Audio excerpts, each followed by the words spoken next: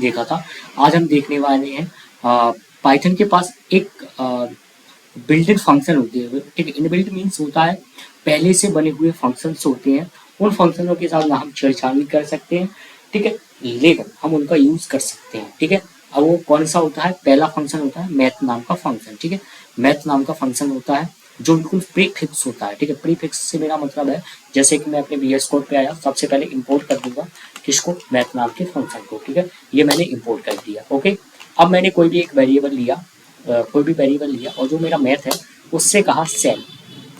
ठीक है, cell cell में मैंने वैल्यू डाली 1.7। ठीक है, 1.7। ठीक है, ठीक है, और मैंने प्रिंट किया एक्स को। ठीक है, और मैंने प्रिंट किया एक्स को। तो इससे क्या क्या हुआ अपना दिखा रहा हूँ मैं आपको।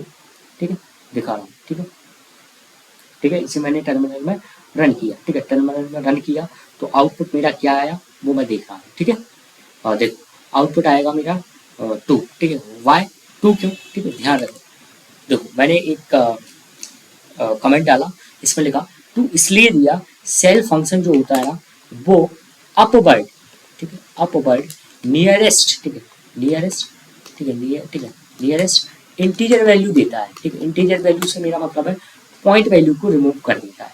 ठीक है, अपवर्ड, अपवर्ड की मीनिंग गलत है मेरी। ठीक है, अपवर्ड इंटीजर, ठीक है, यानी कि जो नियरेस्ट वैल्यू मिलेगी वो देता है। यदि मैं x इक्वल मैथ, ठीक, फ्लोर यूज करूंगा, ठीक है, फ्लोर यदि यूज करता हूं तो ये डाउनवर्ड, ठीक है, यानी कि नीचे की तरफ वैल्यू देगा। जैसे कि मैंने लिखा 1.9।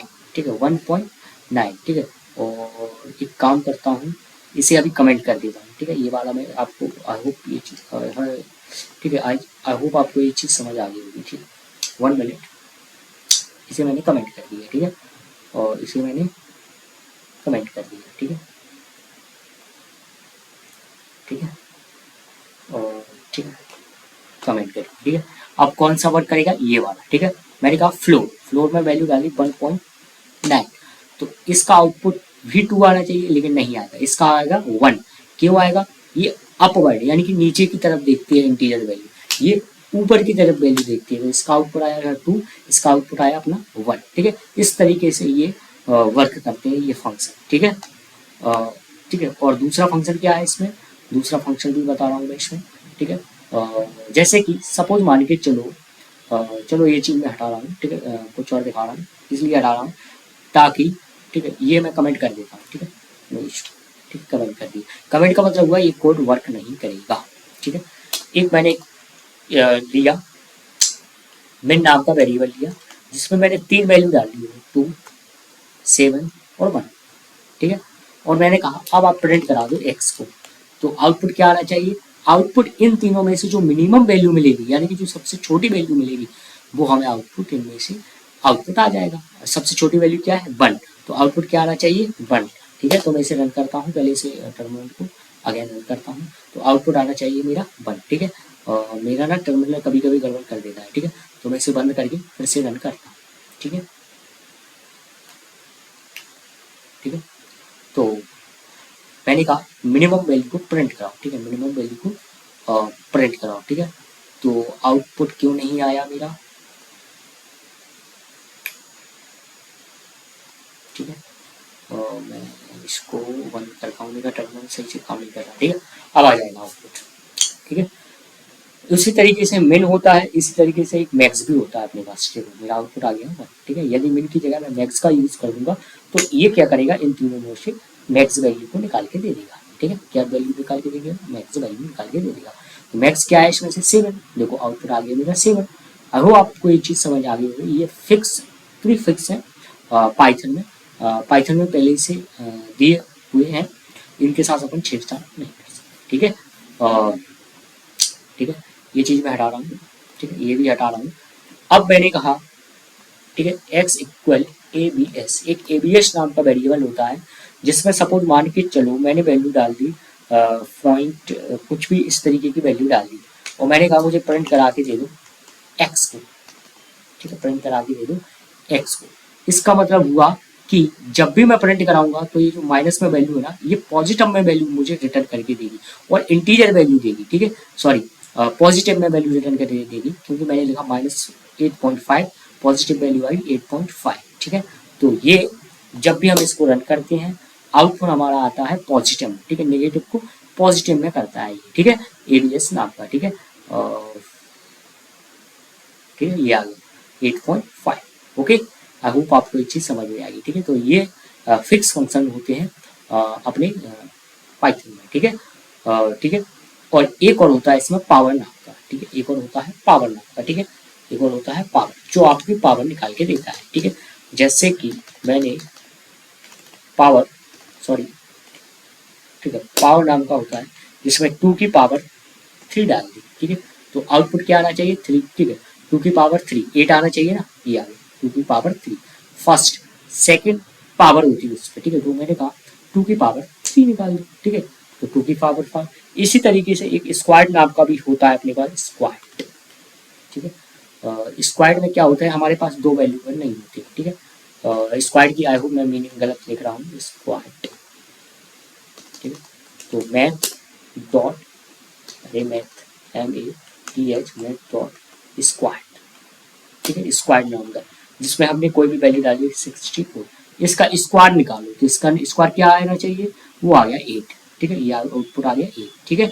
आई होप आपको ये चीज़ समझ आ रही होगी कि ये पहले ही से फिक्स होते हैं, इनके साथ आप छेड़छाड़ कर सकते हैं ना, कोई कुछ भी कर सकते हैं जो कि फिक्स होती हैं, ठीक है। ये अब इन फंक्शनों का यूज तब करते हैं जब हमें इस तरीके का कुछ स्क्वायर वगैरह निकालना हो या पावर निकालनी हो, तब इनका यूज करते हैं, ठीक है।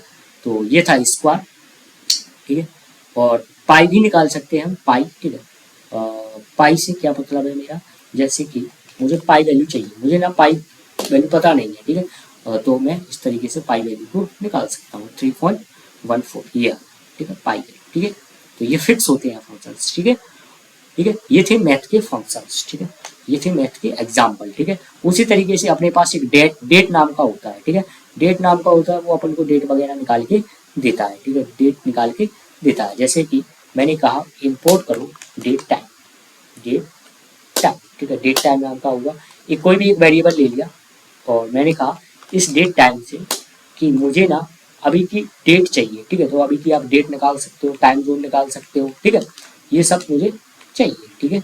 तो इस तरीके से आप निकाल सकते हो, ठीक है। मुझे कहा डेट टाइम, ठीक है, के अंदर जाओ और अभी की डेट निकालो, अभी की डेट मतलब मेरे अभी क्या है 7 to 9 PM, यानी कि जो भी मेरे लैपटॉप में समय हो वो समय आप मुझे प्रिंट करा के दे दो, ठीक है। तो इससे इस तरीके से निकल आता है, ठीक है। तो ये पूरा का पूरा स्ट्रिंग फॉर्म में आएगा, ये आ गया मेरा समय लैपटॉप का, ठीक है।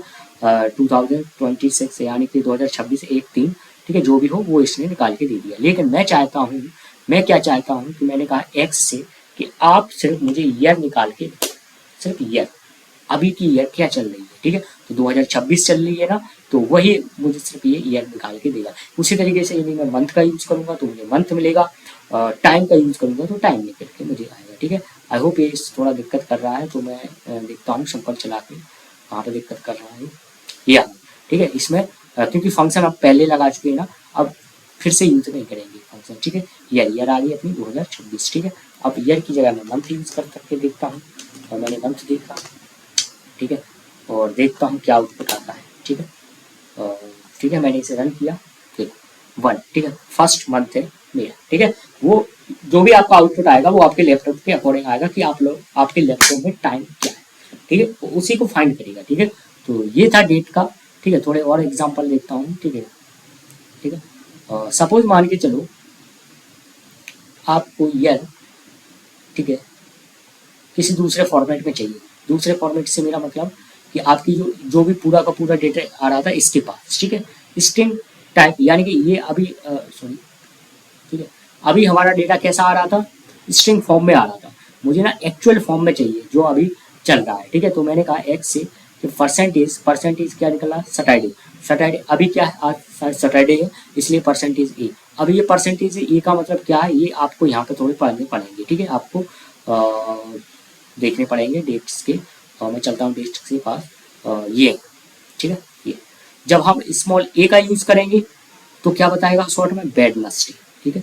जब परसेंट ए का यूज करेंगे तो वो पूरा का पूरा फॉर्म में देगा, ठीक है। मैंने अभी क्या किया, पूरा का पूरा फॉर्म में दे दिया ना उसने सैटरडे, क्योंकि परसेंट ए का यूज किया। यदि मैं यहाँ पर परसेंट स्मॉल ए का यूज करूंगा तो मुझे शॉर्ट फॉर्म में मिलेगा SAT, ठीक है, SAT, ठीक है, शॉर्ट फॉर्म में मिलेगा। आई होप ये चीज मैं आपको बताऊंगा नहीं, ये आप यहाँ से देख सकते हो, इन सिर्फ वहाँ पे यूज करना है आपको परसेंट डे का फॉर्म, ठीक है, इस तरीके से ये चीज आप देख लेना, ठीक है, ठीक है, इनका आप यूज करके देख सकते हो, ठीक है। एक चीज और है इसमें, वो मैं आपको बता देता हूँ, ट्राई और एक्सेप्शन। ट्राई और एक्सेप्शन क्यों नीड है, देखो मैं इसलिए बता रहा हूँ, ट्राई और एक्सेप्शन की जरूरत हमें तब पड़ती है जब हम एडवांस लेवल पर कोई भी आप लाइब्रेरीज वगैरह आप इसमें पढ़ेंगे ना, तो उसमें काम आएगी। जैसे कि सपोज मान के चलो मैंने कहीं पर कोड लिख दिया इफ और एल्स का, ठीक है, जैसे कि मैंने आपको बताया था इफ और एल्स, ठीक है, या इसके अंदर कोई कोड लिख दिया, या सपोज मान के चलो मैंने लिख दिया सिंपल प्रिंट एक्स, ठीक है। तो अब इस फॉर्म में हमें पता ही नहीं चल रहा कि एक्स एरर है, क्या चीज है, और हमारा प्रोग्राम इस तरीके से वर्क कर रहा है, ठीक है।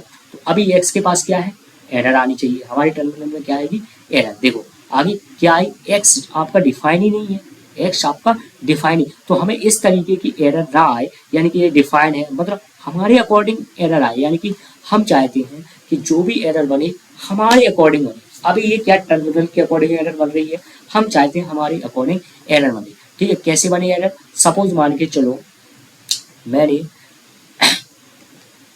ठीक है, हमारे पास एक आता है ट्राई, ठीक है, ट्राई और एक्सेप्ट, ठीक है, दो आते हैं, ठीक है, दो फंक्शन एक साथ यूज होते हैं, ठीक है, किसमें, जब हम ट्राई हैंडलिंग करते हैं, ठीक है, जैसे इफ और एल्स चलता था ऐसा ही सेम होता है। इसमें क्या है, देखो मैंने कहा ट्राई, ट्राई के अंदर डालिए प्रिंट एक्स, यदि एक्स की वैल्यू है तो आप प्रिंट कर दो, अदरवाइज एक्सेप्ट, एक्सेप्ट क्या करता है, ये आपको एरर को लेता है, ठीक है, एरर को लेता है और ये आपको प्रिंट करा देगा कि ये आपका डिफाइन नहीं है, ठीक है, एक्स आपका डिफाइन, यानी कि ये ब्लॉक वर्क नहीं करेगा तो ये वाला ब्लॉक करेगा। सपोज मान के चलो ये वाला ब्लॉक रन कर गया तो हमें एक मैसेज भी तो दिखा रहा है, तो मैसेज के लिए हमने ये चीज डाल दी है, समथिंग एल्स वेंट, यानी कि कुछ, ठीक है, गलत है, ठीक है। तो अभी आउटपुट क्या आना चाहिए, एक्स इज नॉट डिफाइंड, ये वाला आना चाहिए प्रिंट के अंदर, ठीक है, ठीक है, variable x is not defined, ये आ गया ना एक्स। अरे भाई इसकी जगह पे आप कुछ भी लिख दो, अपने अकॉर्डिंग एरर बना लो, ठीक है। अभी हमें हमारे पास एरर आ रही थी, वो किसके थ्रू आ रही थी, टर्मिनल के थ्रू। अब हम इसमें लिख देंगे एक्स इज नॉट डिफाइंड, कि आपका एक्स डिफाइंड नहीं है, ठीक है।